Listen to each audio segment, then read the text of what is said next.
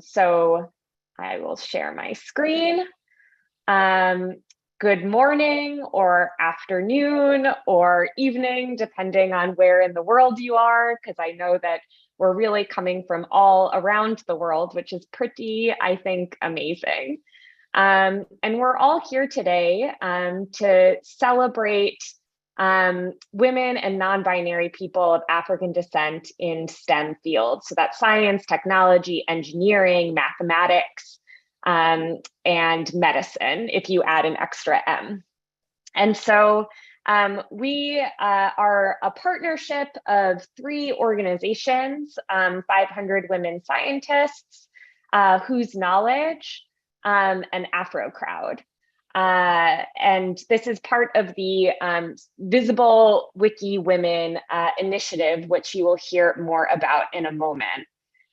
We have a bunch of representatives from our different organizations on this session today. And so in the interest of, in the spirit of Visible Wiki Women, here is our team from 500 Women Scientists, the team from Whose Knowledge, and the team from AfroCrowd. And so you'll be hearing more about the amazing work happening at these organizations. I guess I should say that I'm Miriam Zeringalam and I work with 500 Women Scientists. I always forget to introduce myself. I don't know why.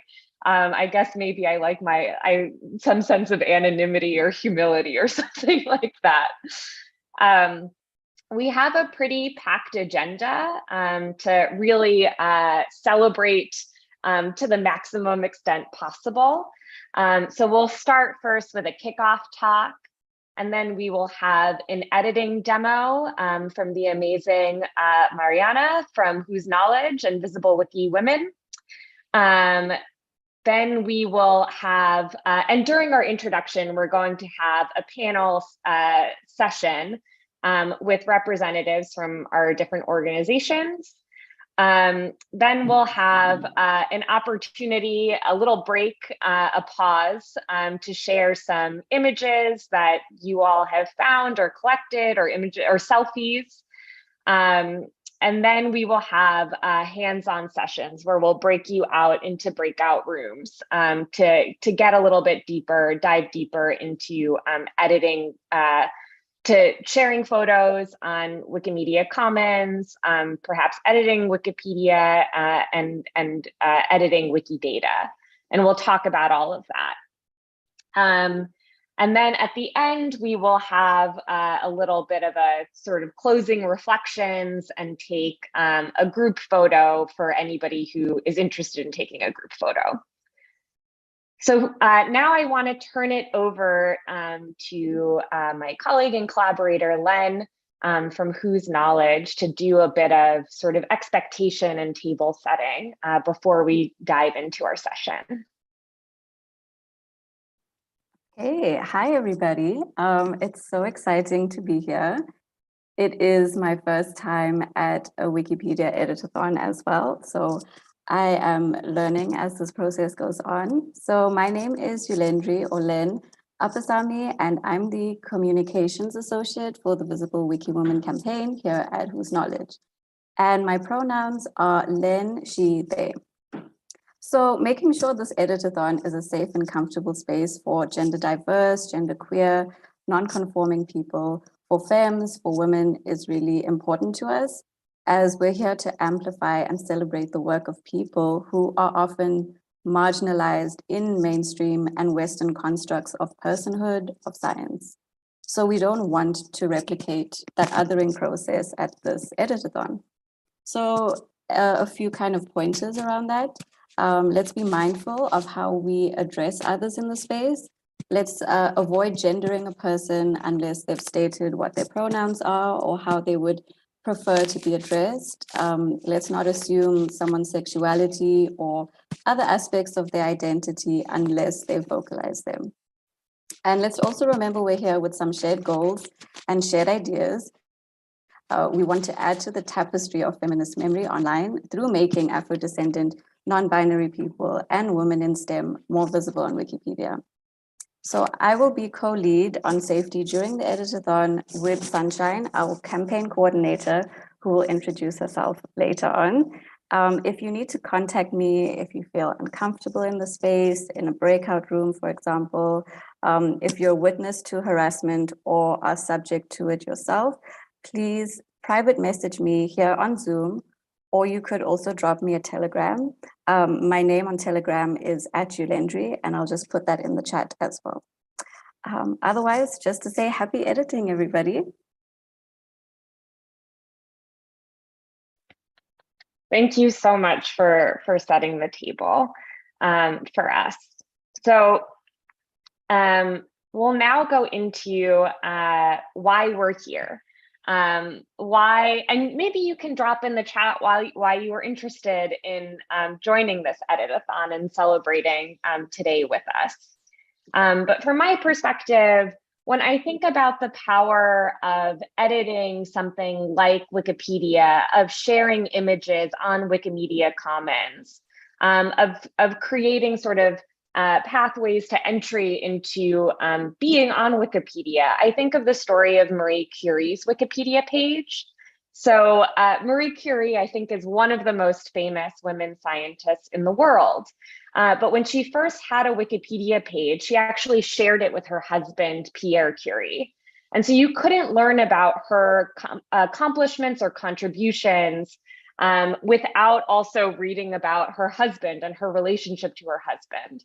Until one day, an editor came along and said, this woman's contributions are so outstanding and her story deserves to be on its own. And so that editor went ahead and created a separate page for Marie Curie so that her accomplishments, again, could be there to read separate from her husband's.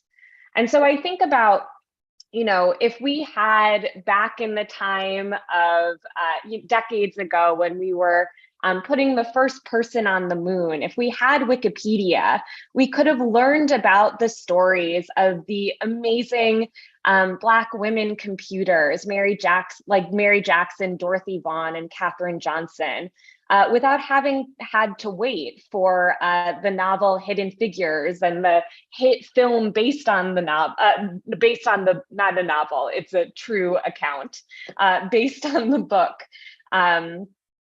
We wouldn't have had to wait all of these decades to learn about these really remarkable women who got us to the moon. And when I think about, you know, their stories being on Wikipedia and images that reflect the true diversity of the people who are leading STEM fields, I just think about kind of the implications for education and for how we consume narratives around who does science and who science is for, especially when we consider sort of where we are today. So this was a study that was done a couple of years ago where researchers looked through the 7 most commonly used introductory biology textbooks and found that Black scientists accounted for less than 1% of the names mentioned in those textbooks. And none of those scientists mentioned were women.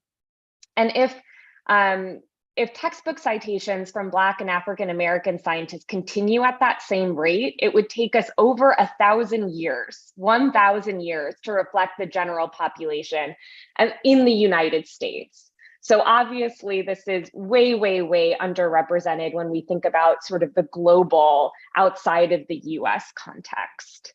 And so whose stories are on Wikipedia matters tremendously. It can help us sort of get closer to that, to true representation more quickly. If we are, you know, as editors who care deeply about representation, about celebrating the stories of everyone who is leading in science, technology, engineering, mathematics, and medicine, there's a tremendous power in making sure that those stories are told on Wikipedia so that maybe one day, very soon, they'll get into those textbooks instead of having to wait for 1,000 years.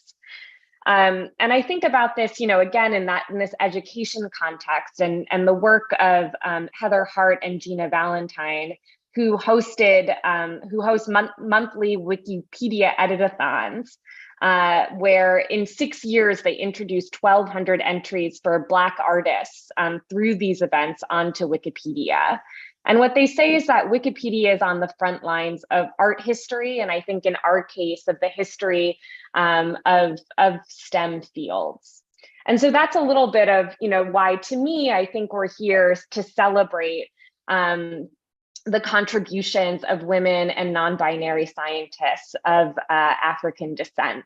But to give me a break from talking and to give you all the benefit of getting to hear the amazing perspectives of people from our 3 organizations, I wanted to now turn it over to our panelists to come and give a bit more of context. So we have with us Nicole Williams from 500 Women Scientists, Sherry Antoine from AfroCrowd, and Kelly, are you here? Yes, and Kelly from Whose Knowledge.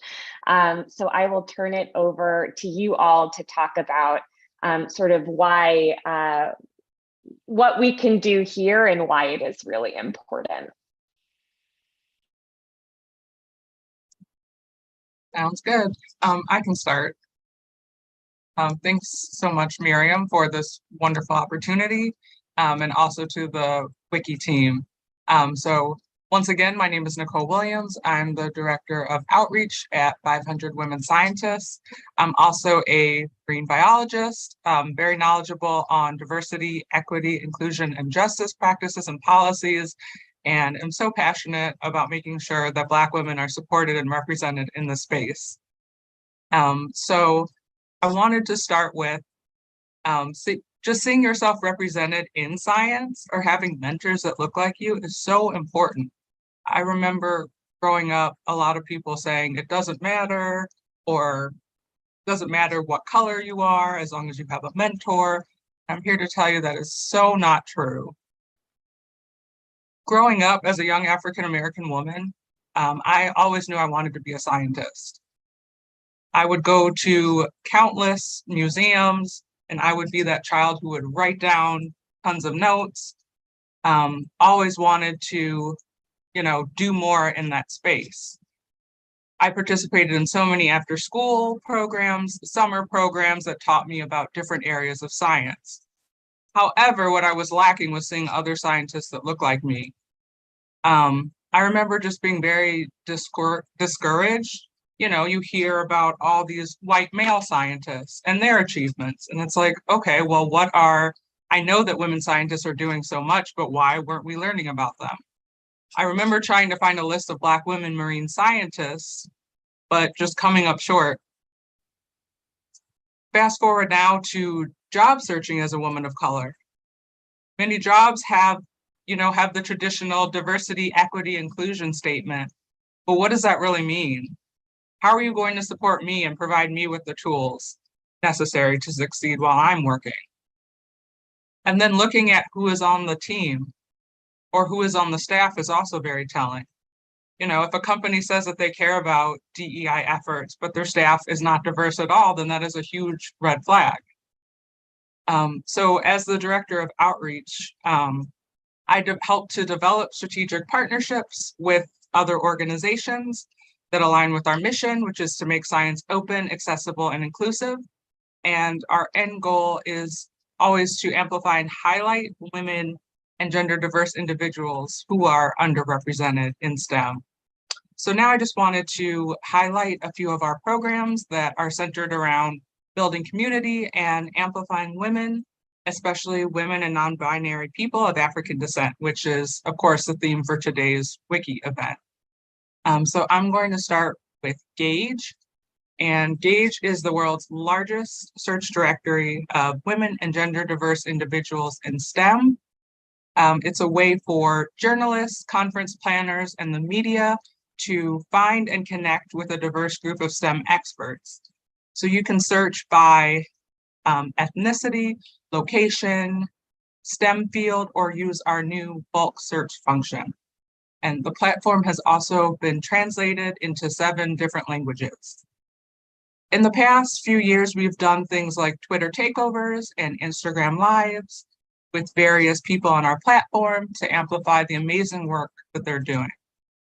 As long as you are 18 years or older, you can create a free profile on our Gauge platform. We're also launching next year what we're calling Gauge Academy, which is a series of free trainings and workshops for our Gauge members. And some of the topics are going to include how to negotiate your salary, a wellness workshop, how to advocate for diversity, equity, inclusion, and justice, and how to write an op-ed. So stay tuned for workshop dates. And if you are just learning about Gauge and want to create a free profile, you can go to gauge.500womenscientists.org or email us at gauge@500womenscientists.org. You can also follow us on Twitter at gauge_500womenscientists. So now I wanted to also highlight our local chapters, which we call pods. We currently have 542 pods in 93 different countries, which is really amazing. Our pods are open to any woman or gender diverse person who supports our mission. They're not associated with any particular university or other organization. Our pods are what make 500 Women Scientists truly grassroots. So far, our pods have hosted things like happy hours, film screenings, trivia nights, book clubs, and have attended conferences together. We know that diversity, equity, inclusion, and justice is really important to our mission. And as part of our professional development, we are now in the process of offering free DEI sessions for our leadership team and our pod members. So you can go to the link 500womenscientists.org/joining a pod to find a pod near you. However, if you don't see a pod in your area, you can also start a new chapter, but we ask that you are at least 18 years old to do that as well. For any additional questions, you can also email us at pods@500womenscientists.org. The next program that I wanted to highlight briefly is our Fellowship for the Future program, which is a 2-year leadership program for women of color who are leading community-based STEM projects within their own communities. So far, we have supported 9 amazing women of color, and we've provided them with stipends and funding for their projects, trainings, workshops, in-person retreats, and an array of different additional resources. We also recently hired a fellowship director and manager to oversee this wonderful program. We're going to be hosting a grant writing workshop specifically for our fellows this upcoming October, as well as doing an Instagram live with a few of the fellows. So to learn more about this program, you can you can check out 500womenscientists.org/fellowship for the future. And I'm just going to end with our Wiki edit-a-thon. So we've designed programming to ensure that the contributions of women and people from gender minorities leading in science, technology, engineering, math, and medicine are reflected in the world's largest free encyclopedia. And I'm just going to list the stats. I just wanted to highlight those. So far we have had 795 editors, 855,000 words added, 84.4 million views, 3,000 articles edited, and 351 articles created, which is really wonderful. We're really making a difference. For those of you who want to schedule a separate Wiki event with your team or organization, or even find out what we're doing next, you can visit 500womenscientists.org/Wiki edit-a-thon. So thank you, and I'm really looking forward to participating in this event today. So I'll turn it over to our next panelist. Thank you. Sherry, I know that you have a video that you wanted to share. So I've given you host permissions. Are you able to share that?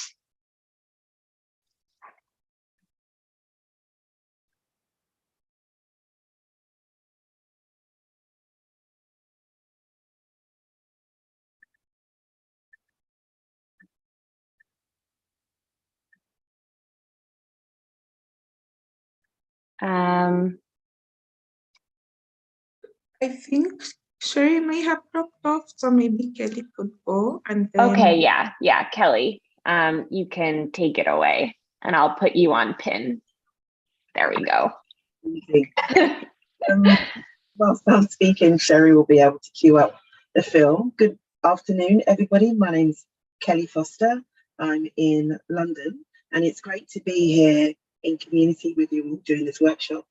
And I just want to give you a few words of encouragement and hopefully some words of challenge as well.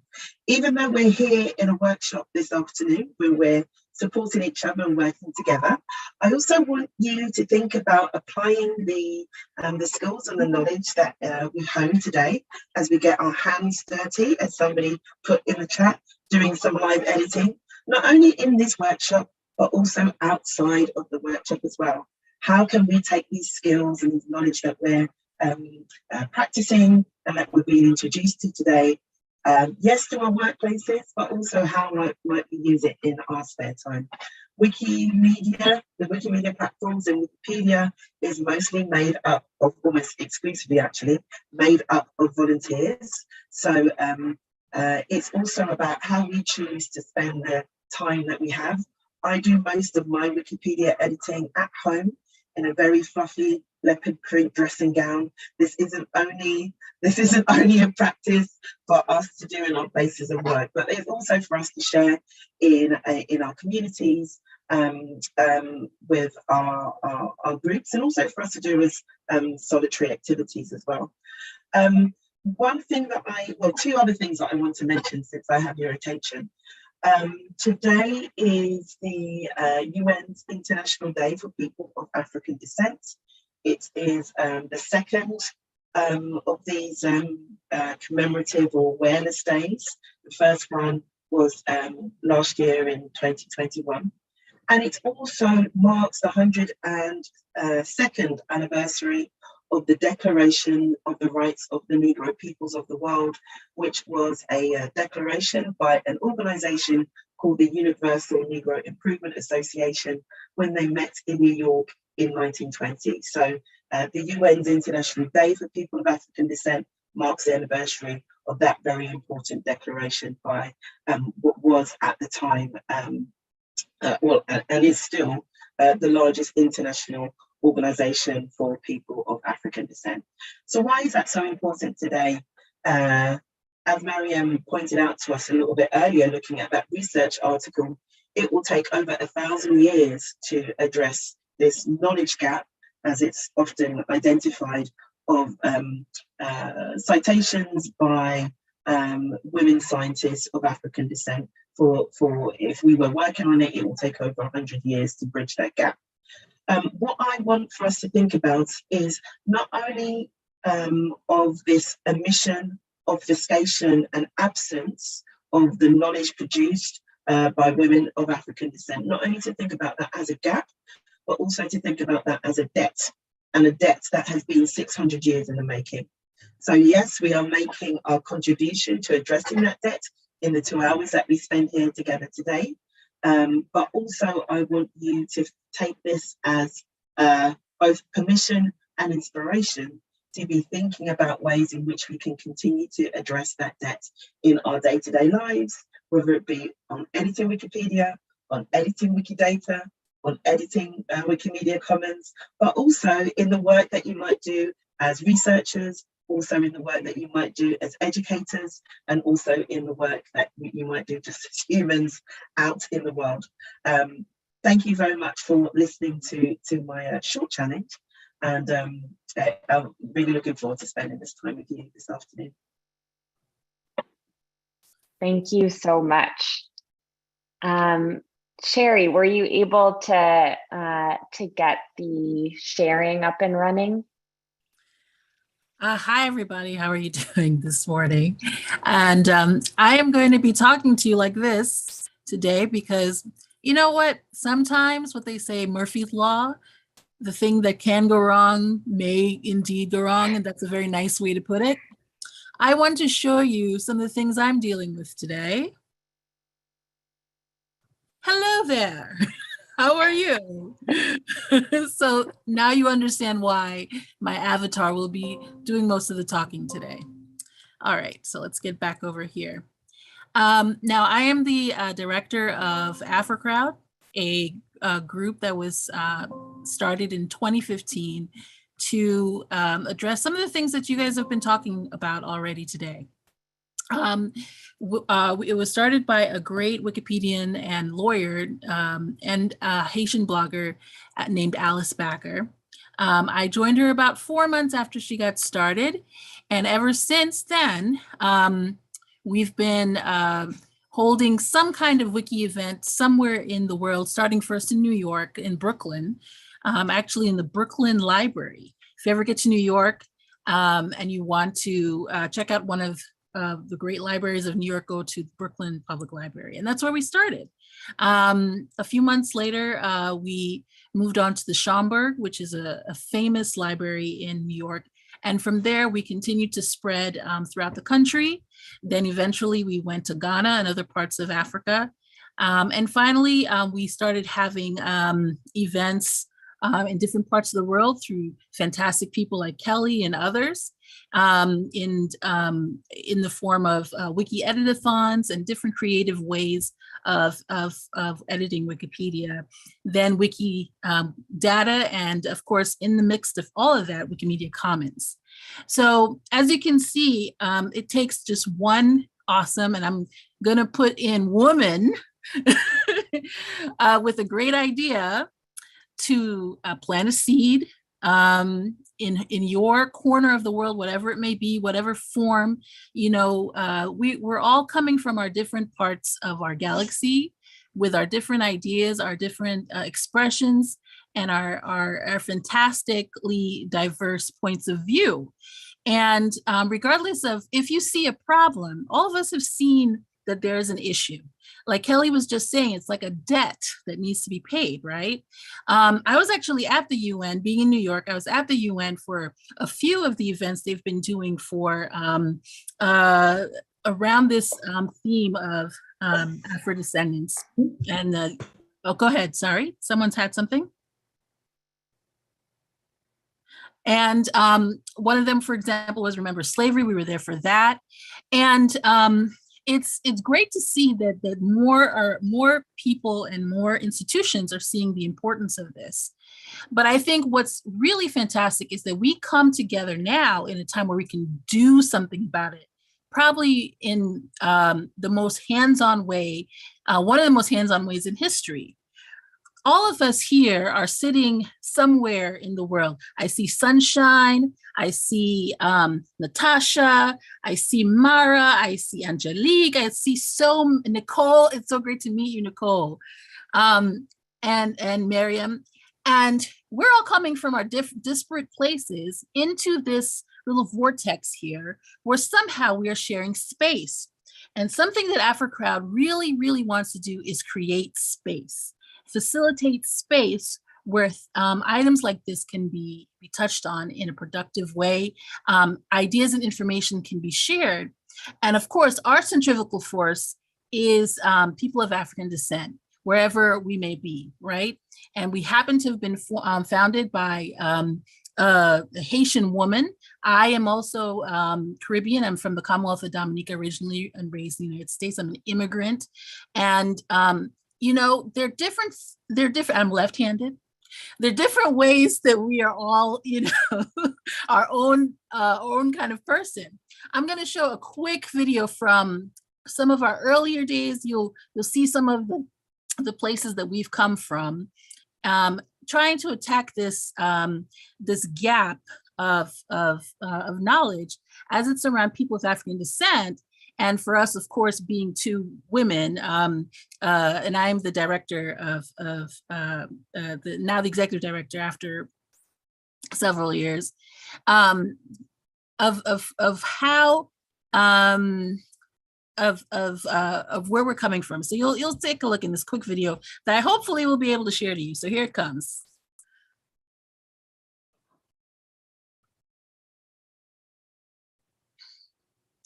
And one thing I need to mention is that over time we saw here we go. Over time, we saw the great use of multimedia. We've had events that focus on translation, we've had audio-visual ways of adding information. Learn Spanish with Real Spanish TV. Okay. Click on. I'm sorry, guys. This is what I got. I'm working with today. Sometimes we go to the moon. Sometimes we go to Palo Alto. Okay, hold on 1 second. Just bear with me, please. Thank you. Okay. This to say that we also use multimedia, sometimes effectively. Words in the subtitle to get an instant translation. Learn Spanish. I think it is the ad and it will automatically pass. Okay, all right. Tech issues are, I think, a great unifier Yes, too. just go ahead and play and the ad will just pass in 1 second probably. Well, maybe this is a good opportunity for me to, I'm just gonna try and make this big, and if it doesn't work, it doesn't work. Maybe it's a good opportunity for me to show you how to find us. You can go to Google and YouTube. We find using this medium is good because it's something everyone can understand, although you can also find us on Wikimedia Commons video as well. And you can Google YouTube AfroCrowd. All right. And once you're there, you're going to see that we've got tutorials. We've got, and this happens to be one of them. In this tutorial, we're going to learn about the basic format of a Wikipedia page. Look at the tabs at the top of your screen. On the right, you have Read, Edit or View Source, and View History. The Read page is where articles are displayed.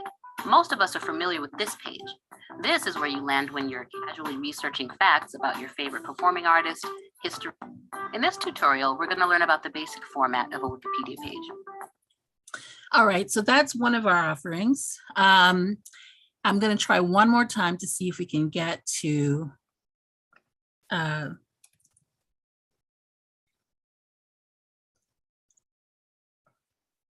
what I was hoping to show you today. And if not, I think I'm going to end the suffering here and we can just come back and I can get to know you in person. Okay. One more time. It didn't work. Oh, it did work? Okay, let's go. These usually go a lot better. I promise you that. Okay, here we go. So without further ado,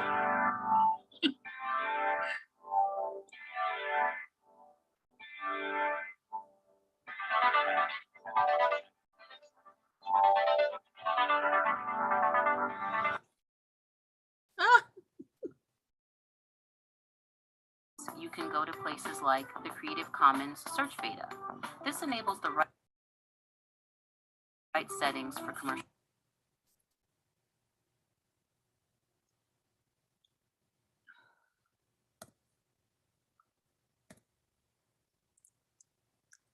This is gosh, no. the first Okay. device for hacking. All right, guys. So it's been a pleasure to meet you. I your promise metabolism. AfroCrowd is fantastic. And I am an organized leader. And sometimes organized leaders have disorganized for some reason days. But one thing I've got to say is that I am so happy to be among you today. And I'm very glad to know that we have a good couple of hours ahead of us where I can meet you, where I can work with some of the people who showed up on what we have gotten to know over the last 7 years working in the Wikimedia movement. Thank you, Mariana, and thank you for everyone who's here. And hopefully we'll get to connect with each other in the breakout rooms, and I can send you the link about what AfroCrowd's about. But on a very serious note, I think what we're doing here today is not only empowering for people of African descent, for women and non-binary folks. But it's also an opportunity to engage in a very real, very productive way on something that we care about. And how often can you say that in life, that you can do that with such a great array of people? I'm looking forward to seeing what we can do together. So thanks again, and have a really awesome, awesome time here today. And looking forward to connecting with you. Thank you so much. And I think that now that I'm looking at, we can share slides. There's some information here about AfroCrowd and some links that you'll find really helpful. So definitely check those slides out, and we can go to now I'm having a bit of technical, there we go. So there we go. All right. It really is the great equalizer. Figuring out all of these different tech platforms and having to adapt and all of the screens. So going a bit back to Wikipedia and sort of the impact that I think our great panelists were talking about, just kind of like fast facts about Wikipedia's reach. So Wikipedia is the 5th most highly visited site in the world. On a typical day, it gets 32 million views. That's 32 million opportunities to introduce people to the amazing contributions of women and non-binary scientists of Afro descent. On English language Wikipedia, there's a whole bunch of different languages of Wikipedia. Only 18.5% of biographies are about women, and that representation goes way, way, way down when we think about women and women of color. The sort of visual aspect of Wikipedia, images on Wikimedia Commons is no exception when it comes to representation. And so here I want to turn it over to the amazing Mariana to tell you a bit more about whose knowledge is doing to kind of bridge this gap or get at this debt, as Kelly sort of introduced, this idea that Kelly introduced. So Mariana. Thank you, Mariam. And let me introduce first Sunshine, our fabulous Visible Wiki Women campaign, to explain a bit more about this visual gender gap, and also why we are running Visible Wiki Women to fill this gap. Hi, everybody. My name is Sunshine. I am based in Kampala, Uganda, in East Africa. I am the Whose Knowledge Visible Wiki Women campaign coordinator, and happy International Day of People of African Descent. As an African, I'm sending you all the vibes of our ancestors on this day. And I just wanted to say what a pleasure it is to be here. I am not a scientist, and I'm very new to Wikipedia, but what I am is a Black African woman. A Black African woman who is also a feminist. And so if there is something I'm familiar with, because of that context I told you, it's living on the margins, of a lot of things that happen. And so really this digital visual gender gap is more than anything an explanation of what happens to women, women of color, Black women, African women, and how in more ways than one, the internet, Wikipedia specifically, is just a replication of what we experience or what we know every day. So when you look at Wikipedia, the bios of women in Wikipedia are less than 25%. most biographies of people on Wikipedia are of white men, and men that, and most of the editors are also white men, people that are based also in the global north, meaning that then that gap is replicated in the ways these images are used on other platforms like Google, all the other spaces that are images or biographies or information on Wikipedia is utilized. That means is very biased, skewed towards a certain category of people, which then further invisibilizes women. When you also look at the articles, so I've talked about the bios of women, but also articles of women with their pictures are less than 25%, less than 20%. And so our role here today and of the campaign, of the Visible Wiki Women campaign, is to make women, non-binary people, especially women of color, Black, Brown, Indigenous women, wherever they are based in the world, to have their images on the internet, and to make sure that we bridge that gap in a way that ensures that our pictures, once you search maybe on Wikipedia or in other spaces online, that our pictures are not erased. And so it's our invitation today, and my fabulous colleague Mariana is going to share on how, for people who don't know how to do that, it's our invitation today and also beyond this day to just continue to amplify faces and pictures of women online through the Visible Wiki Women campaign, uploading them on Wikipedia Commons, on Wikimedia Commons, so that then we can continue to populate the internet and the virtual, the digital space with images of women, and continue to fight the erasure and the gap that we see. So thank you for having me. I don't want to talk too much because I know people want to get their hands dirty, and I will share links to the campaign, how you can join, how you can follow the campaign, how you can organize your own events, and all of that information so that you can continue to do this with us and wherever you're best. So thank you so much. And Mariana, over to you. Thank you everybody for listening. Mariam, can you move to the next slide? Because I want to share you a bit about when we talk about sharing images on Wikipedia, in the Visible Wiki Women campaign and in this edit-a-thon, we are talking about a specific type of images that we can share there on Wikipedia, Wikimedia Commons, and Wikidata, which are sister platforms related with Wikipedia.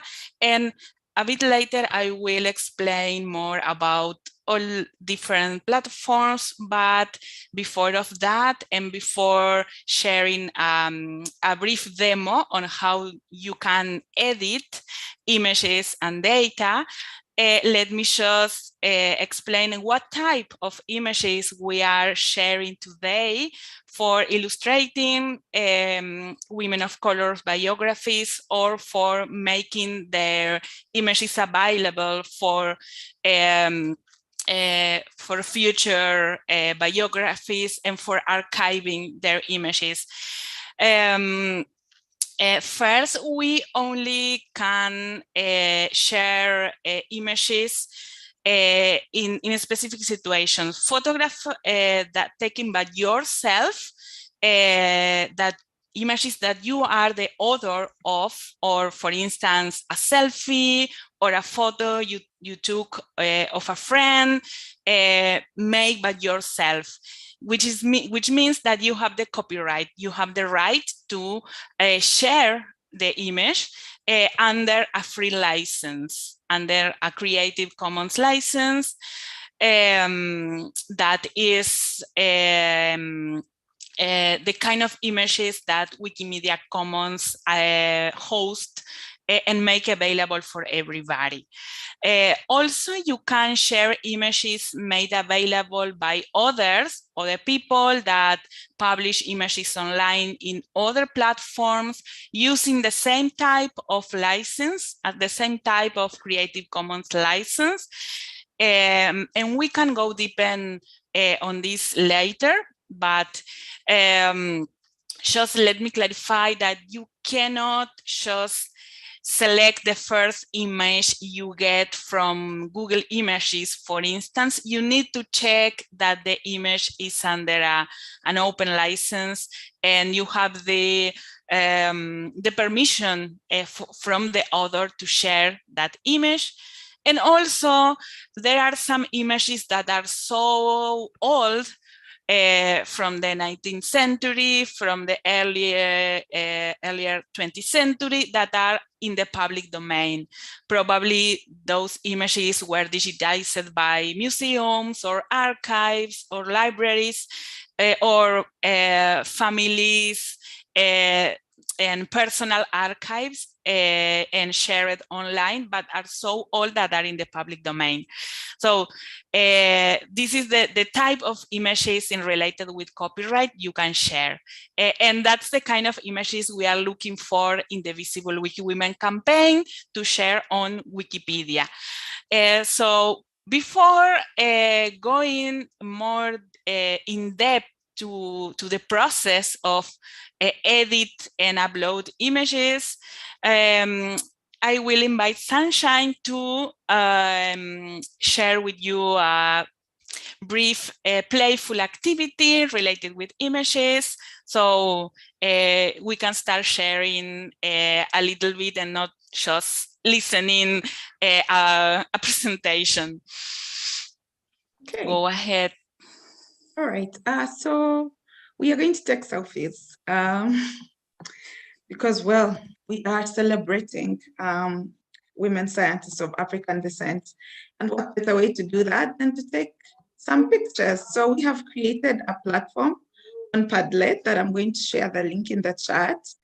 And then I will demonstrate how you can do that. So when you go to Padlet, let me share my screen quickly. Praying to the good ancestors of technology to work with me, right? So let me try. So just click on the link on Padlet that I just shared. I can share my screen, Mariam. Could you? Let's see.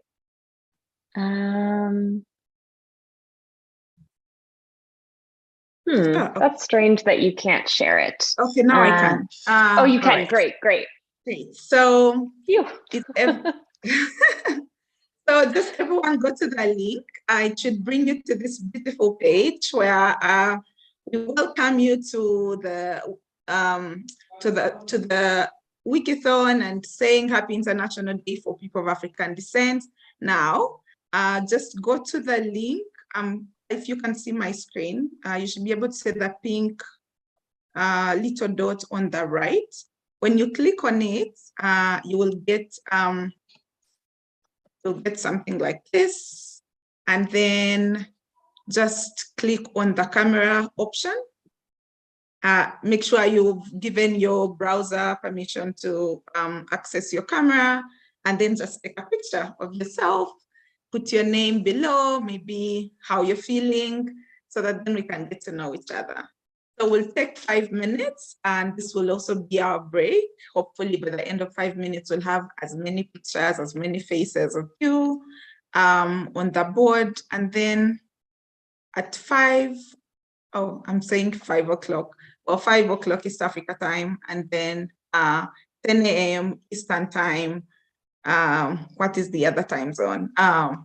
Yes, well, at the top of the hour, we should be able to come back and do the demo and do some editing and uploading of images.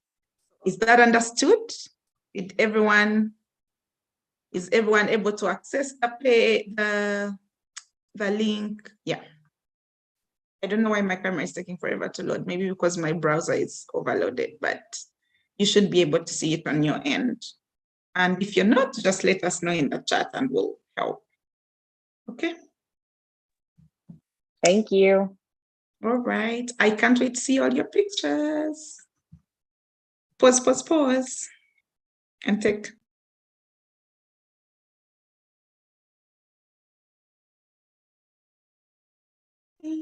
I can see a picture, Mariam. Oh, feeling celebratory. Awesome. Come on, take some pictures. Do you need me to play some music in the background so that you can be inspired? I can do that.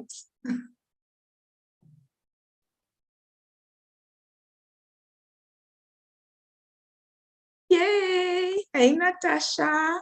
Nice to see your picture. Really nice, really nice. Oh yeah, also that selfie has like filters. So you can put, there's like 3 different filters when you take a picture. Don't, I see you looking at me on the Zoom, but I don't see your picture. I'm just, yeah, looking out for people's faces.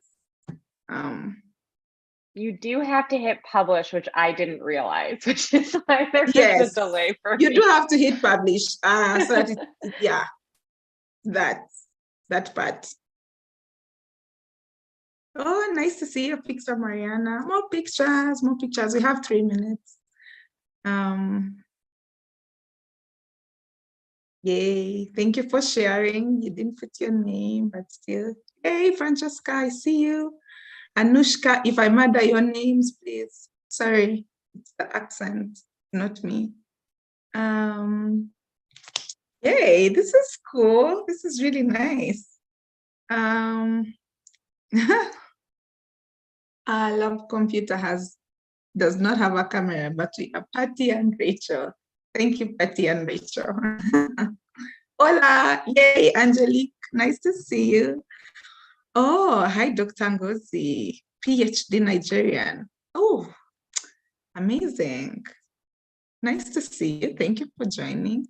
2 more minutes of selfies and oh, hi, Erin. Thank you. Thank you for sharing your picture. This is cool. I am loving it. I could use more pictures, but I am really happy with the ones I have as well. So I'm contented but asking for more. Thank you.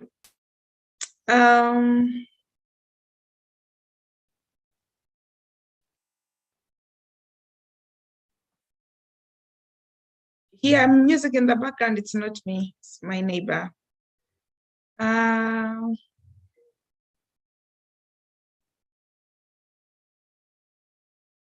Yay, Annabelle, nice to see you. Thank you for joining. Nicolette, nice.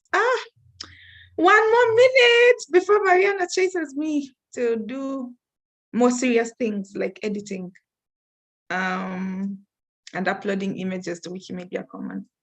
And more pictures, come on.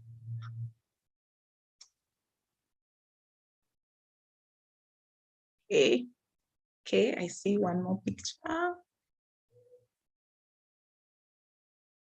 My camera isn't working, but it's Lynn and my berry. Nice, thank you for sharing, Lynn. Okay, so the link will remain open, and then maybe at the end we can take a few more. Yeah, so nice. Muting myself now and giving the microphone back to Mariana and Mariam to just take us through editing. So let's start editing. Taking pictures though, if you'd like.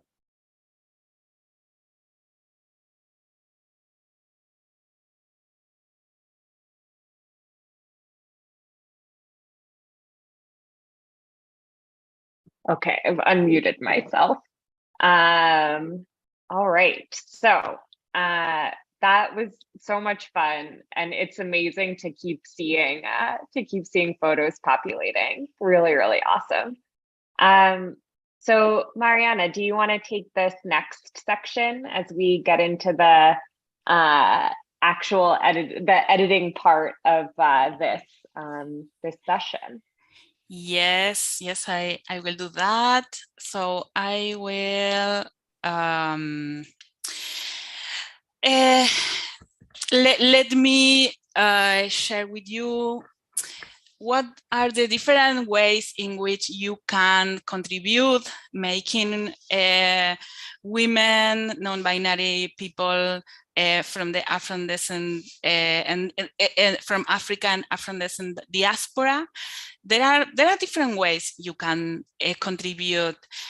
Sometimes people think that the only way is writing a Wikipedia article from scratch, but for instance, improving an article, adding references, adding updates, correcting biases in the articles are other ways to contribute on Wikipedia, and many Wikipedians are all the time updating and improving pages, and so you are invited to do so, also to create links between pages, but also, and that's why we are editing today, you can add images to articles, or you can just upload your images to Wikimedia Commons, which is a multimedia platform that hosts thousands of millions of images, audio files, video files, and graphics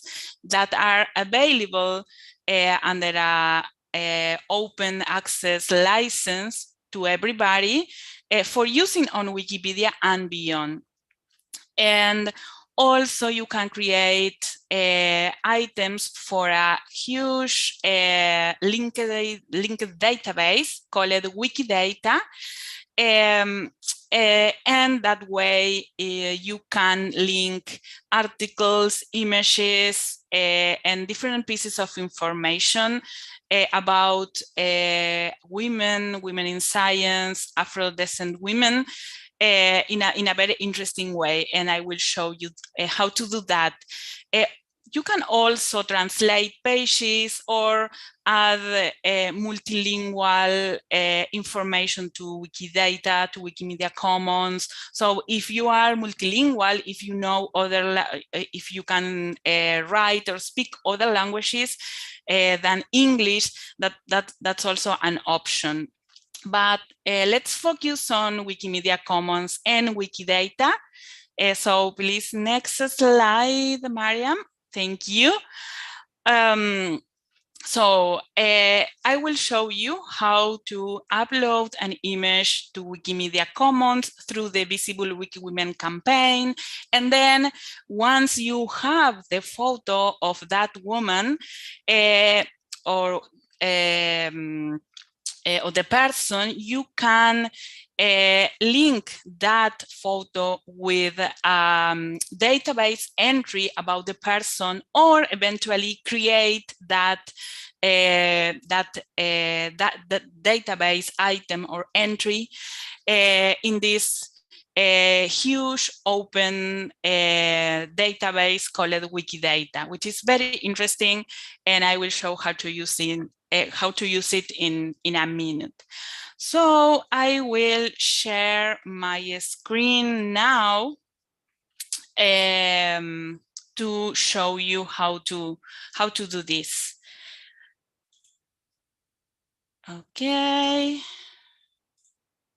Oh, no, I think that I am just able to share a whiteboard. Don't know why. I don't know why I cannot share my screen.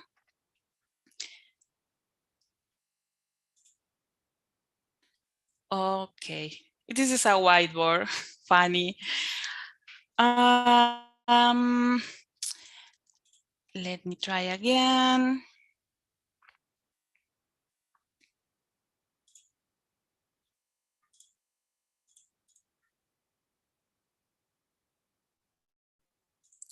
Mariam, can you share or maybe can you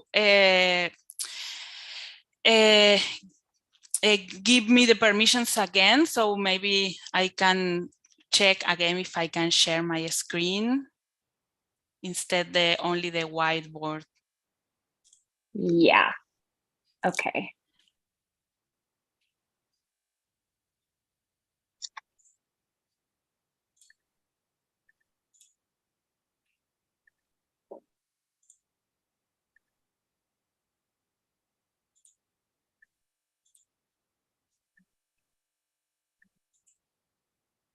Do you want to try again now? Yes, let me try again.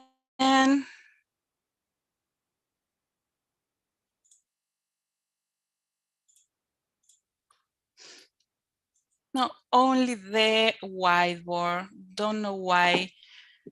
Because I need to share my screen to show you how to do it in my browser.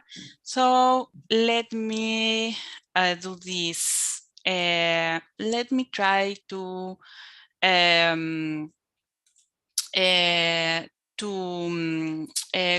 out of the room and enter again using my browser instead the app. So maybe that can work. Is that okay? Yeah. Do you want to try one more time? I just did another changing of permissions. Yes. No, only the whiteboard. That's the only option I can see. Okay. Okay. I get. Yeah. You can head out, and maybe we can answer some questions from the room if there are any questions. Yes. While you log out and log back in. I will be back in a minute. Okay. Okay. So there was a question that Kelly had said that it should be happy to answer. Someone had asked about what about photos that we paid, have taken and bought the rights to. Can we post these as open creative access Creative Commons? Kelly, are you here? Do you want to take that question? I am here. And Okay. yes, so the long answer, and thank you for that question. The long answer is that it depends on the agreement that you had with the photographer. So Wikimedia Commons, as Mariana described, takes openly licensed or freely licensed files, images in our case. And that means only the copyright holder can give permission to openly license those image files. So usually if you commission a photographer to take pictures of you, it usually depends on what the agreement looks like. Sometimes the agreement says that the person who commissioned is the copyright holder. Sometimes the photographer keeps the copyright and they just give the commissioner a license to use those images. So it completely depends on the paperwork. And so why is that so important? Because Wikimedia Commons has openly licensed images, it means we are automatically given permission for anybody to reuse those images. That is something that comes automatically. So to not infringe of the rights of the copyright holder, it's important that you as a copyright holder or the copyright holder themselves gives permission. And so there are processes to make that happen. So I'm going to take some other questions that are coming up in the chat, if that's okay, Sunshine. Can anyone create a page on Wikipedia? I think Fozia asked. Yes, anybody can, but there are certain caveats.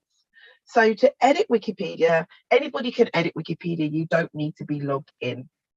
However, creating an account and logging into Wikipedia enables you to have certain permissions that you don't have if you are editing anonymously.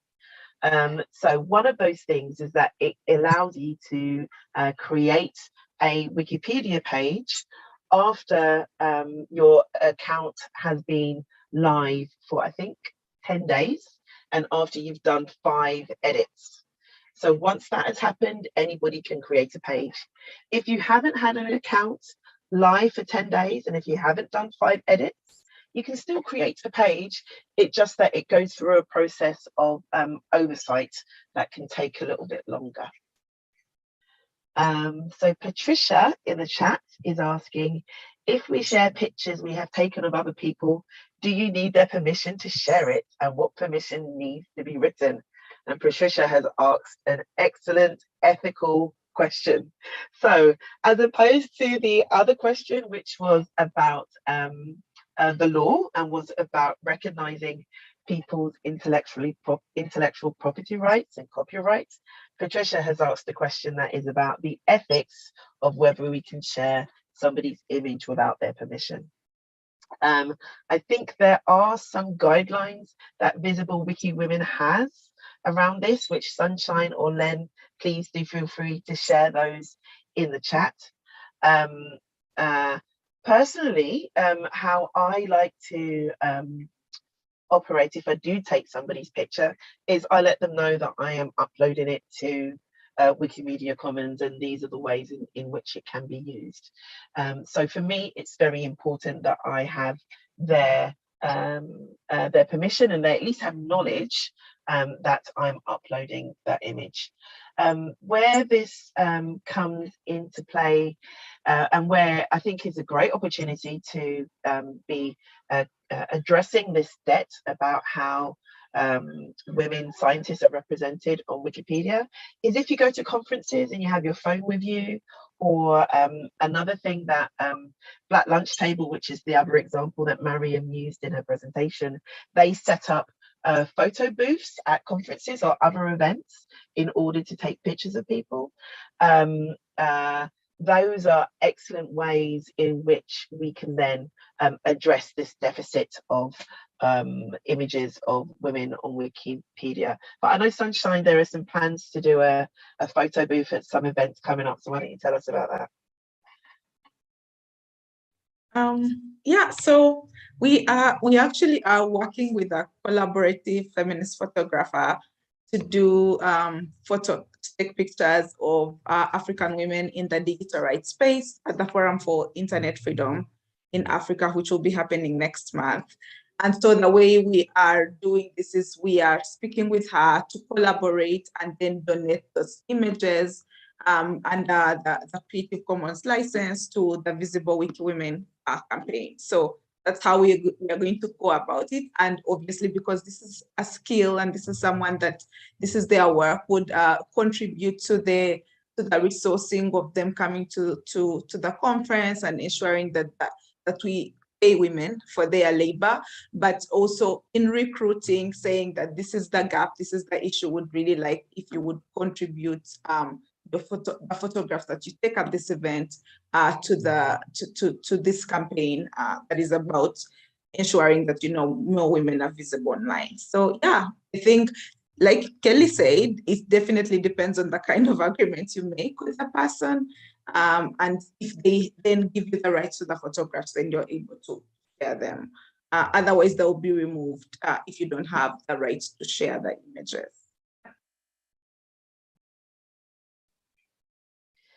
And then Mariam brought up, oh, sorry, there was another one for Helena. What if the photographer has died? It's a private image of science women I want to feature, and the person who captured her is no longer around. So copyright generally in most countries lasts for the duration of the life of the creator plus 75 years. So if that person died more than 75 years ago, and I can share in the chat a number of sort of flowcharts and other calculators to figure out whether something is still in copyright or whether it is no longer copyright protected. If that person has died less than 75 years ago, then that image is still under copyright, and you would need to get permission from the estate of that person in order to openly license it. And there are processes that you can use on Wikimedia Commons in order to do that.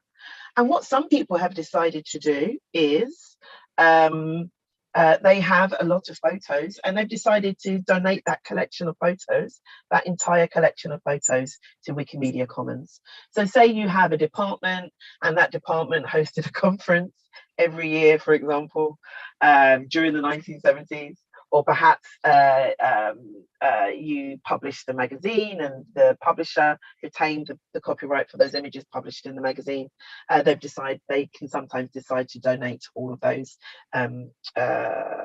photos to Creative Commons, and therefore they can be used on Wikipedia. So for those of you who are familiar with the open access arguments when it comes to publishing academic articles, academic research. It's the same argument with openly licensed images. The more openly we publish them, the more they can be used, not only on the 300 languages that Wikipedia is in, not only in this linked database that we're going to be exploring a little bit later, but also in your work, in your the research or the support that you may have in publishing and raising awareness of the researchers and the scientists that you work with. So it really does bring a lot more flexibility. And I think Mariana is back now.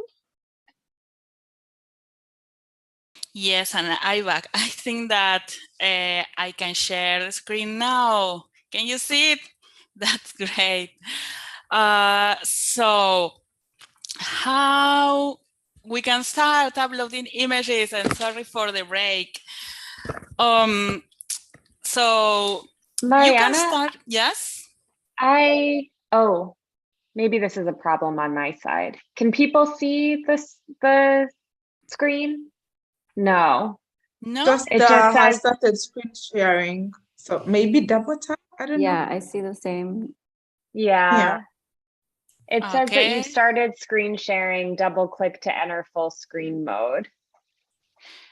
Yes. Let me try again. Now? No. It's not working? Okay. I just selected to share automatically the screen. All participants. Oh, this is odd, sorry.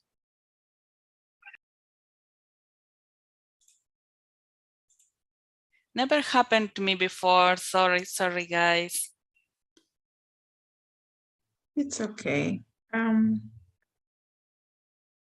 Is it something maybe you can share with Mariam or myself, and we share our screens instead? I don't think so, because I need to share my screen live to show you the process on how to upload images to Wikimedia Commons. Sorry. Let me try. Can you continue with some questions, or maybe we can go to a break and I will try to enter through the browser instead the app, because I am using Linux and maybe that's the problem. I haven't experimented this kind of problem recently, but just in case, I will try to with the browser instead the app. Okay, I think. Okay.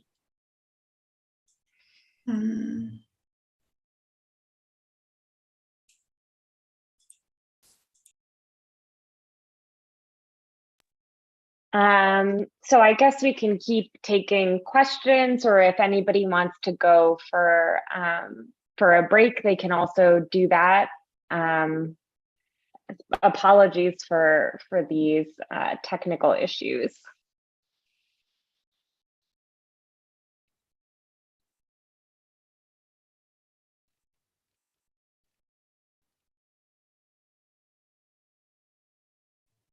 People can ask questions. If you have any question, you can like raise your hand and we can get to hear some other voices that are not asked. Questions or comments. Oh, I see Lekelia has raised her hand. So you can go ahead. Based on what you all just shared, I created, while we were talking, a Wikipedia account, and I went in to try to edit someone's page.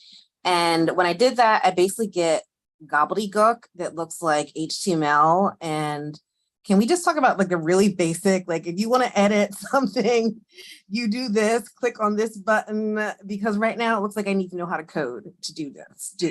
Yeah. It's Kelly speaking here. And would you be able to share your screen, Lekelia? How does you say your name? You can call me Kiki, and yes, I can. I believe, looks like I have the right to share my screen. Let's see here. I suspect that you're in source editing mode, which is like weird, not HTML. So if you click on the pencil button in the sort of upper right, All the things from like- Zoom are on top of that. Let's see if I can try to, there we go. This right here. yeah. And then go into visual editing. Okay. And then I just type. So that is giving you a warning, well, not a warning, a caution, reminding us that you were looking at the biography of a living person, and that because it's a living person, we have certain responsibilities to make sure that we edit responsibly and ethically. So if you can see there, it says, you know, do not use tabloid journalism, use properly cited material to edit this article. So once you've read that, and we assume that you have, you can press the X to click out of that.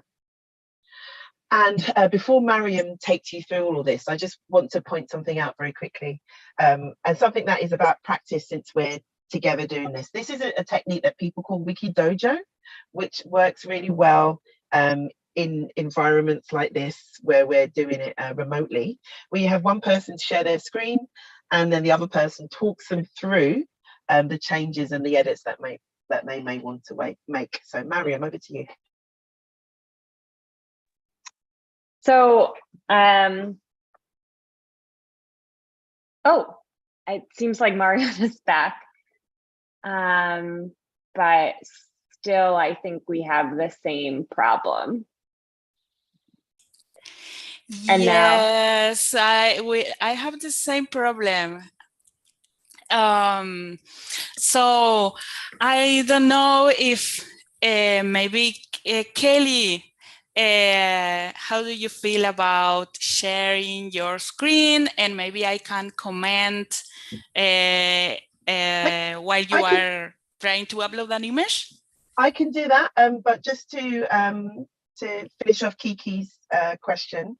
So yes, what you saw and the transition that you saw was Kiki going from the wiki markup, which looks very much like HTML or markup language, if you're familiar with that, to a WYSIWYG. What you see is what you get, which is exactly like Microsoft Word.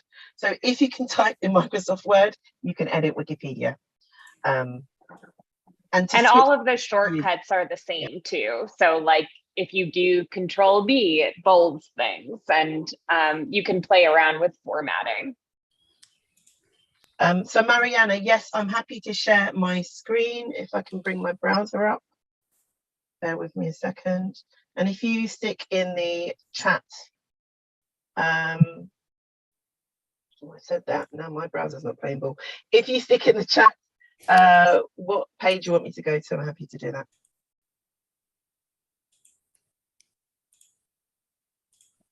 Mariana, did you have a page? Yes. Okay. Yes, I am just pasting the chat, the link to the Visible Wiki Women campaign. Is that okay for you, Kelly? For using yes, for the demo? Bear with me Great. a second. And we have also a work list that maybe you can use for if you need an example.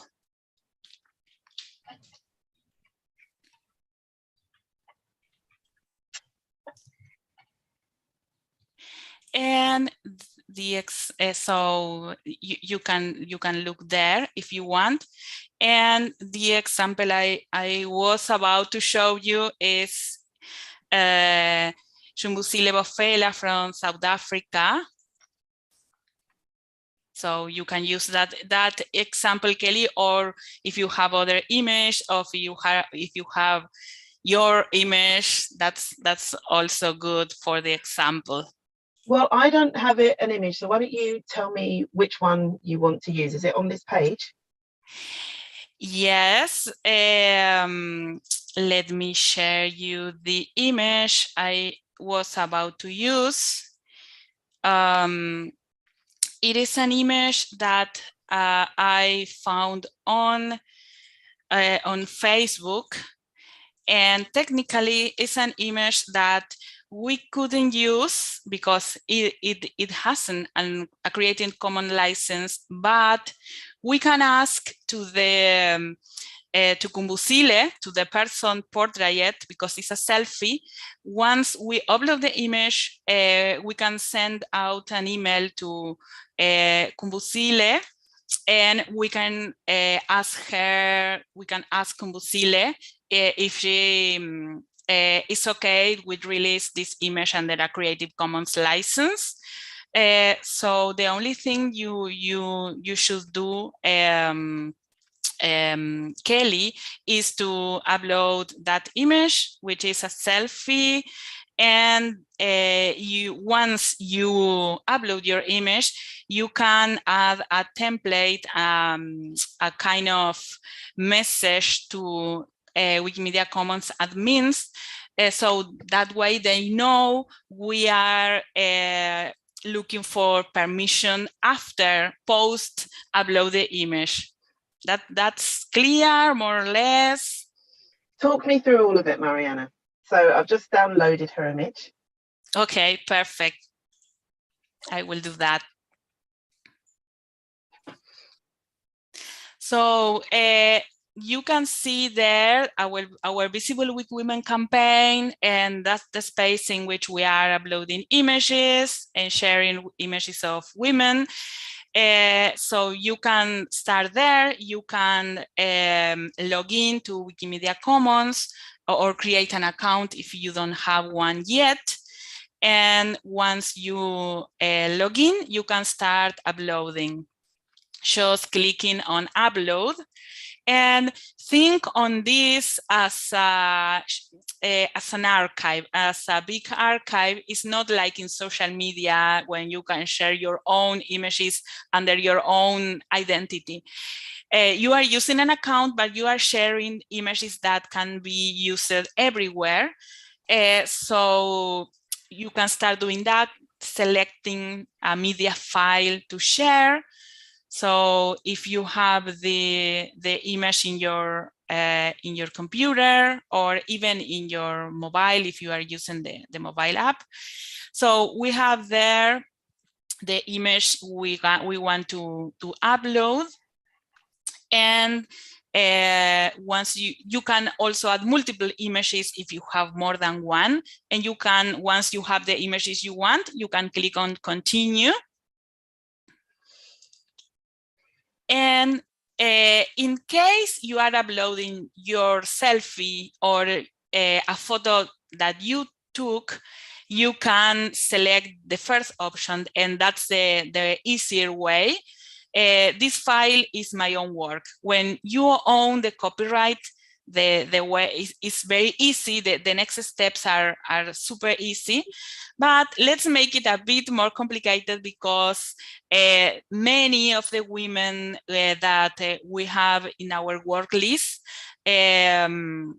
haven't an image on Wikimedia Commons, and probably we don't have a photograph taken by ourselves of this person. So you in that case, you can select this file is not my own work. And for doing this, you need to provide a source. In this case, the source is the link to the Facebook picture. But since you are using an image from Facebook, you need to clarify that you will be in touch with the person, and you will get the permission. So in this case, in the source, you need to add a short code, and let me share with you that, Kelly, is this shortcut. Please paste it with the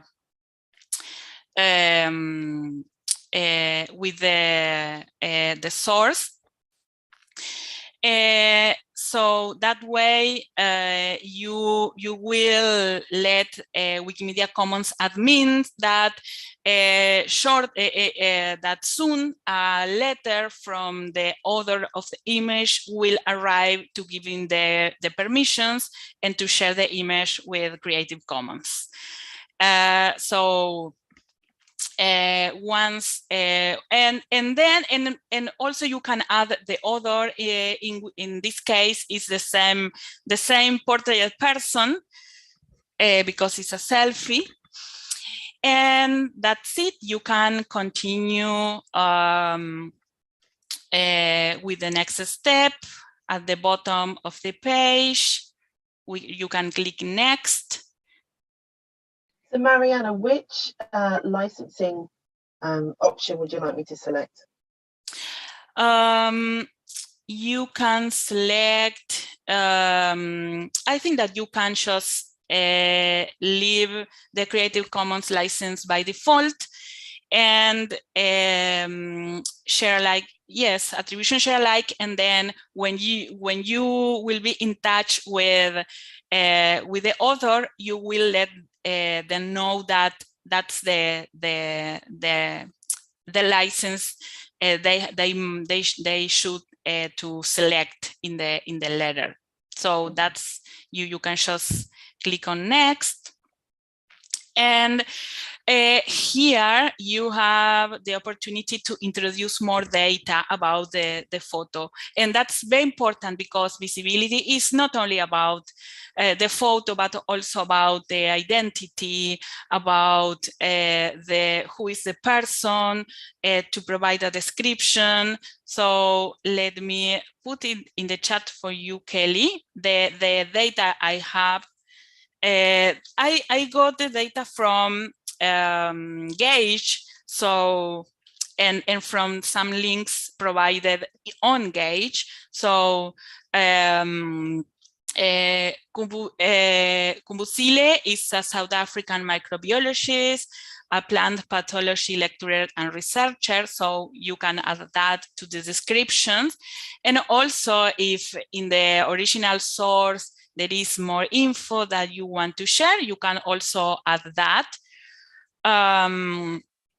And the interesting thing is that the caption of the image is multilingual. So if you know other languages, you can also select other languages and provide a translation.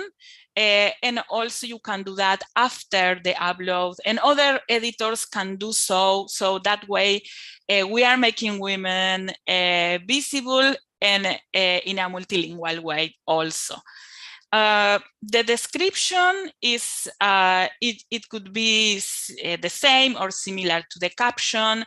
And if you want, also you can extend your explanation, your description of the person, the circumstances in which the photo was taken, and other details. If you have the information. If not, you can just leave the same information that in the caption. Then you can select, you can provide a date, the year or the date in which the photo was taken. You can have a look on that on Facebook, for instance. Yes, it's 12 February 2019. So you can select the date, and that's important because remember we are creating an archive here, an archival material. So that's why it's important to provide all this data. And the categories are like big folders in which we storage and classify the images on Wikimedia Commons. We are using a category for the Visible Wiki Women campaign that it exists by default, but also you can add other categories. For instance, the name of the person could be a category because if other editors or the person came with more images, they can upload more images under the same category. Thank you, Kelly, for providing the Spanish translation in the description. That's awesome. So let's have a look on the categories to see if we can add more. For instance, you can say microbiologist from South Africa, or biologist from South Africa, or women in science from Africa. We need to once you start typing the categories, and the categories should be as much precise as we can. That way we can start creating spaces on Wikimedia Commons for organize the photos in a better way. But anyway, you can continue adding more categories later, or other editors can, because the magic on Wikimedia Commons is that it's collaboratively as Wikipedia. So after this upload, other people can come and add more information or change the information. But categories functions in a similar way than hashtags in social media, but there are some slightly different. But if you are not familiar with categories, you can think on something similar to hashtags. That's a good analogy. So once we have complete all the data, you are ready for publish the file. And this warning is because some of the categories we introduced it don't exist yet, but don't worry, just click OK, and we can create the category later. So in this final step, you can connect this photo of Kumbusile Bofela with a Wikidata item, with the database of everything that that exists on Wikipedia and in other parts of the web. But as we can see, Kumbusile hasn't a Wikidata item yet. So we can create it later after finish the upload, and we can connect the photo and the item later. So you can skip this step, and that's it. The image is on Wikimedia Commons in the Visible Wiki Women campaign. And if you show there is under the photo, there is a notice probably saying that I will send. Okay, I will send an email to Kumbusile to ask Kumbusile to release this image under Creative Commons license. A volunteer of Wikimedia Commons will check that email, and in a month or something like that. And after that, the image will be under a Creative Commons license, fully available for everybody. For now, it has that warning about the copyright. And I think that will be a very common situation in this edit-a-thon.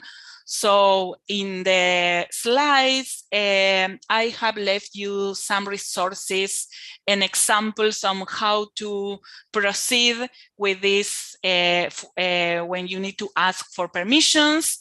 And in the small groups, maybe we can discuss that and also after the edit-a-thon too. But we have a detailed step-by-step tutorial on how to ask for this kind of permissions. Actually, Kelly will do the asking for permission because she uploaded the image. So Kelly, would you like to just briefly show how to create a very, very short Wikidata item? Yeah, sure. Okay, see if I can remember how to do it. So I can show you. I can I write can you. remember how to do it. So Yes, we've got. And how do you say her name? I am not sure if I am spelling Kumbusile name well, but Kumbusile Bofela, and please, South African here, correct me. I was about to say, as one of the South Africans on the call. So I think she has a Tswana name, so it would be Kumbuzile. Kumbuzile. Okay, yeah. Excellent. So I am going to create a Wikidata item for her now, and can I connect it to the gauge? Do you know if gauge is a? Yes, yes, there is a gauge. There is a gauge item. That's why we are using this example. Let me put the item in the chat so that way you can so see. This is as simple as it is to create a Wikidata item. I think some people we were discussing earlier Wikipedia and the requirements for notability. Wikidata has much lower requirements for notability. So because I don't want to retype anything, I am just going to go into what I've already done and add that in here. So a short description, create. And now a Wikidata item is created. And now I have to add the rest of the information. So statement, they are an instance of human. And usually I would add a gender on, but I don't know how Kumbuzile identifies. So I'm going to leave that for now. And then I will grab their gauge item. Let's see. And then I will try and link this to, oh, do you know what the gauge ID is, Mariana? I don't know if there are IDs, so maybe you can just take some of the information like a country of citizenship and other things. And also there is an extra link, the Fabinet link in the profile, so you can get more information there. I do know that if Kumbuzile had a ORCID profile, I would be able to link to her ORCID, for example, but I don't think they do have an ORCID. Okay, so. But in the link provided in Gauge, you can maybe find more information. Yeah, let's see.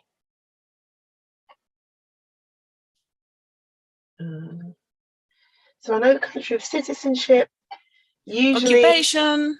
Yeah, occupation.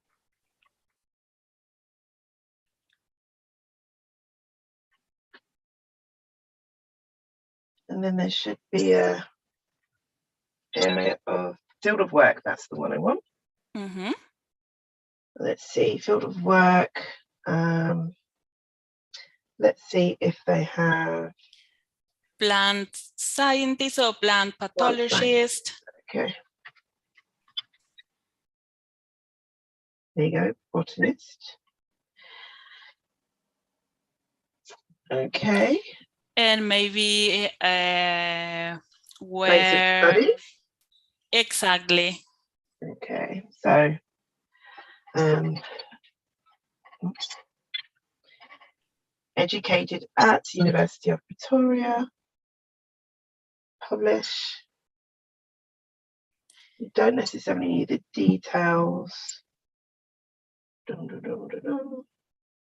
Let's see if ResearchGate is listed as an ID. It might be. Disagree. Okay, so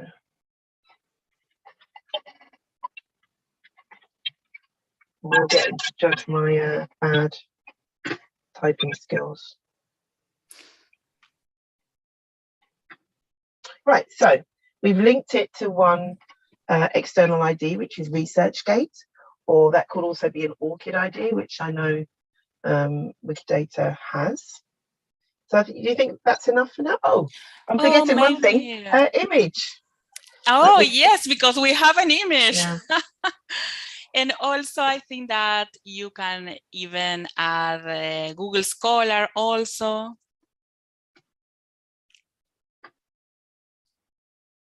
Right, do let me know, everybody else, if there's anything you think should be added or anything you want me to add. Now, I know Wikidata more intimately than I would like to admit.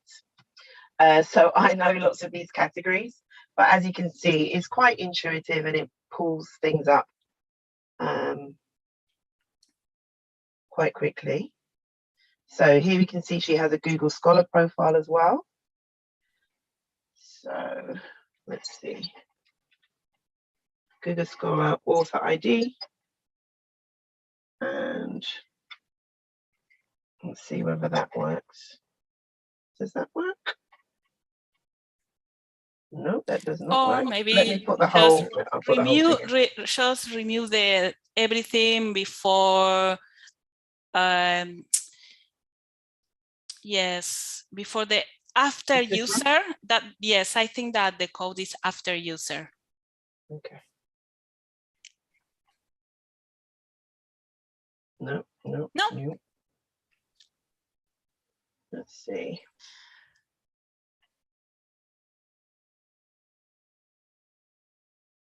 But I'm not reading the chat, so if anybody sees anything in the chat that is to be added, let me know.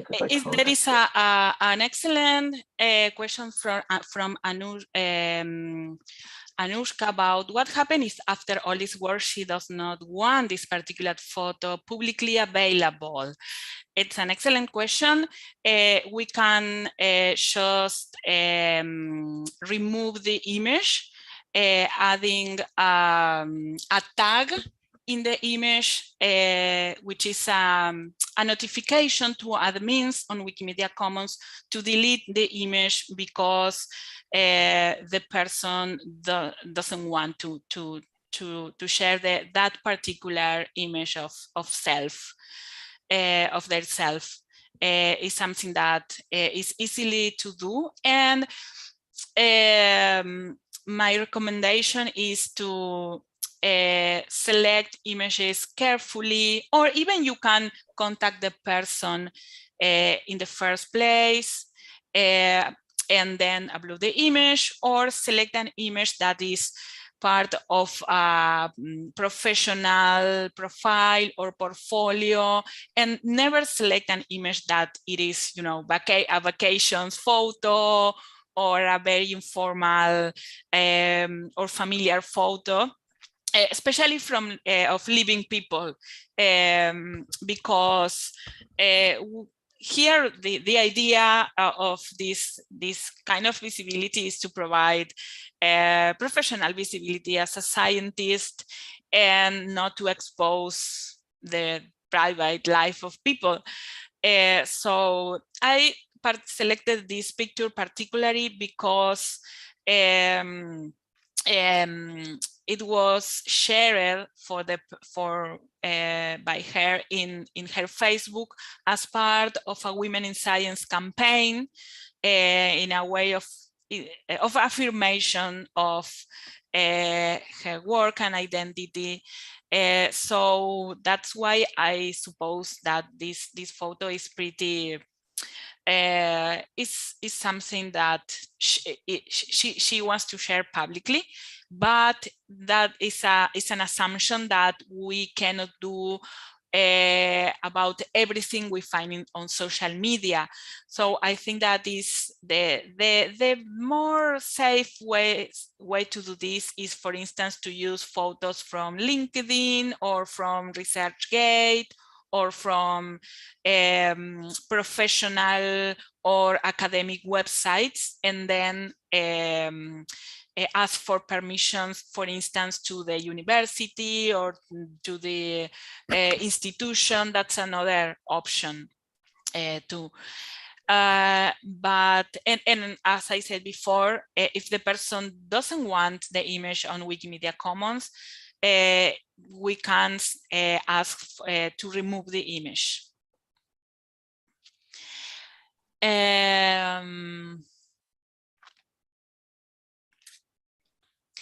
Yes, if they say no, the image can be removed. And as I said before, it's better to be careful about it. So once we have the person photo and the Wikidata item, a further step could be to, for instance, to create a Wikidata biography. Once you have more references and information about the person, about their work, about their trajectory, awards, recognitions, discoveries, and so on.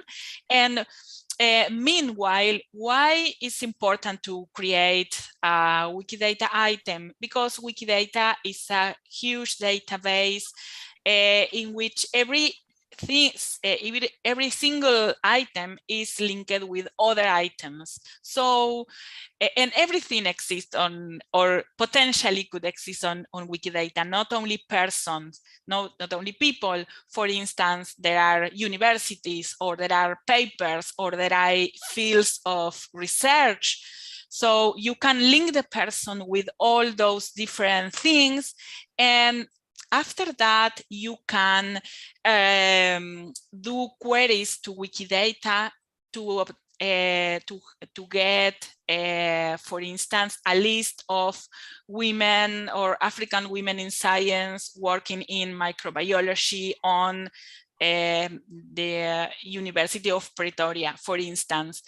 And that's one great thing about Wikidata. And other great thing in terms of visibility is, for instance, the information on Wikidata, normally it's shown in the Google knowledge graph when you do a search on Google, and there is a panel in the right, and normally Google takes information from Wikipedia or Wikidata and other sources of information. And the data is pretty dynamic. For instance, there is the year in which the person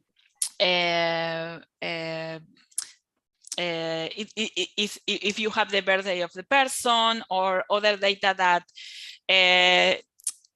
it requires the age of the person, if that require an update, that will be made automatically. So there are many advantages for using Wikidata, and as you can say, it's pretty easy, and you can start with 2 or 3 statements or fields of information, and other people can continue growing the data of this person and more on Wikidata. So, any more questions? How do you contact this person for permission?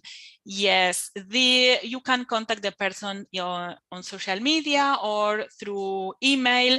Another reason for selecting this profile, it is because the email is available in it's publicly available, so we can contact the person and ask for permission easily. And if you need a template of how to a template email on how to approach the person and what are the steps the person should do for getting the permissions, we have all of that covered in our resources kit, and that I will share in the chat. And you can see all of that in the presentation. So what if we proceed to have a time for edit together or in small groups better? Miriam, you are muted.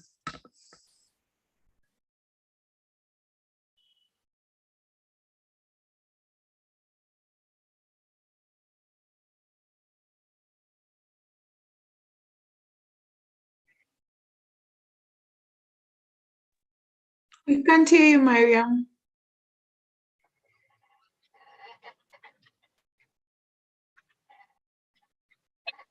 How about now? You can hear me? Yes. Okay, great. So we only have 3 minutes left of our edit-a-thon, and I know that a number of people had to hop off. So maybe what we can do is we can have our sort of hands-on editing at our Friday coffee hour at 13 o'clock or 1 p.m. UTC. You can register in the link here. And I know that there was that we wanted to also take a selfie of those of you who are left. So maybe we can do that as well. What do you think? Yes, I think that we can do that. What everybody thinks. Yeah, I think we can take the picture for the people that are left because there are very few people left now. And then we can do the editing at our coffee hour for people who would like to join on Friday. And Anushka also shared an upcoming edit-a-thon that we have at 500 Women Scientists in September with BirdNote. I know also that Whose Knowledge and AfroCrowd have other events that you might be interested in. So definitely follow them on social media or and on their websites. Oh, yes, Len. Sorry to interrupt you there. Just a quick note on consent for the group image as well as the Padlet images that we shared. So when it comes to the group picture, if you would like to be in the picture, just turn your video on. If you wouldn't like to be in the picture, just keep your video off. And regarding the Padlets, maybe in the chat you could drop if you had shared a selfie or an image of yourself, whether that is okay for us to share just on our social media channels. Okay, all right.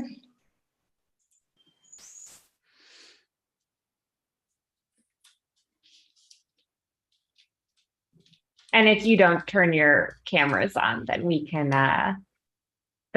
edit you out.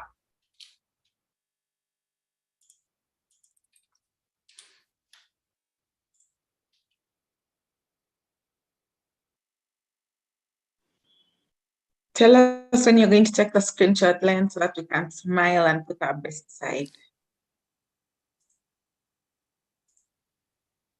Okay, let me do a countdown. You've all got wonderful smiles, by the way. Sorry, I'm just in the wrong mode. Okay, there we go.